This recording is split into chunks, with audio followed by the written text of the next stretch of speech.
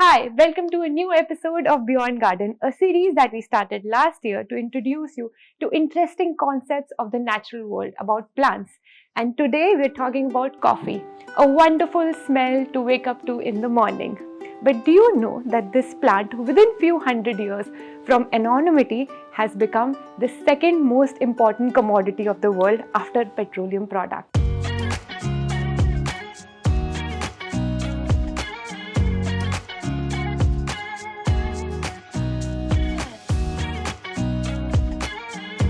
In India, we are still a child-loving nation. But do you know, last financial year, we consumed about 1.7 million kilograms of coffee.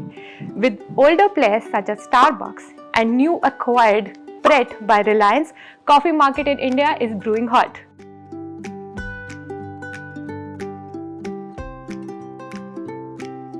According to the legend, Kaldi, an Ethiopian herder, was out with his goats in the wild and he realized that his goats, after consuming this wild shrub that was growing, they started behaving very restless.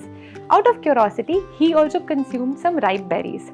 He also realized that he felt very active after consuming those berries. Later, he shared his discovery with the local monks of a monastery. The monks started consuming those berries to stay awake and alert during long prayers. And hence, coffee became popular in the Arabic world. They also started exporting the coffee roasted beans to other countries. They had no intentions to share the profits with others. Therefore, ensured that they were always exporting the roasted coffees. However, in the 16th century, a saint, a pilgrim, an Indian, Baba Budan, bought 7 coffee beans from Yemen and planted them in his courtyard in Chikmagaluru, Karnataka.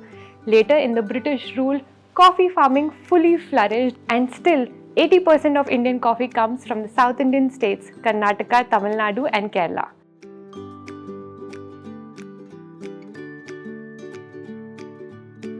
Especially in the Indian market, you will find primarily 2 kinds of coffee, Arabica and Robusta. Presently, 70% of coffee in Indian market is Robusta.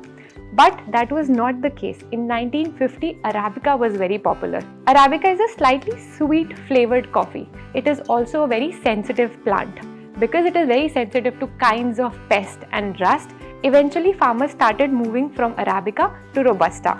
Robusta also has higher content of coffee and that is why a lot of people enjoy Robusta coffee better than Arabica. It does not matter though. Either it's Arabica or Robusta, one needs to know that this journey from a bean to your mug is a quite long one and it takes about 4 to 5 years to reach your mug.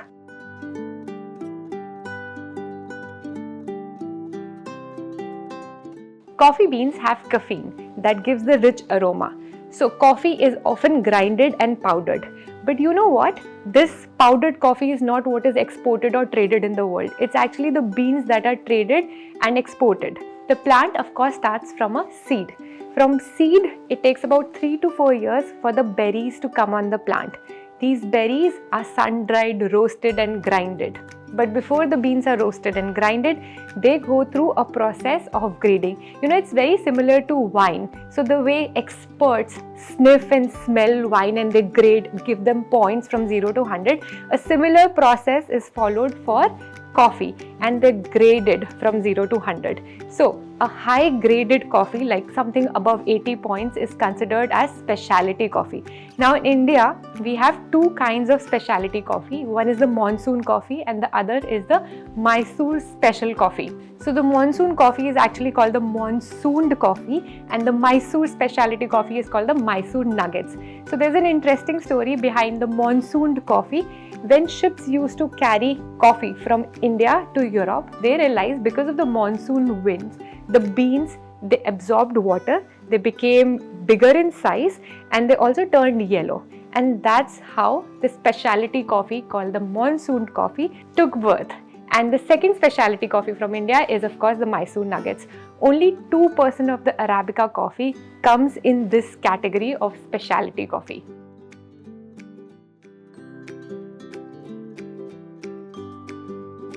The story of coffee is not complete without sharing the numbers on the impact that coffee has on our economy. Today, India is the 7th largest producer of coffee in the world. 70% of our production is exported.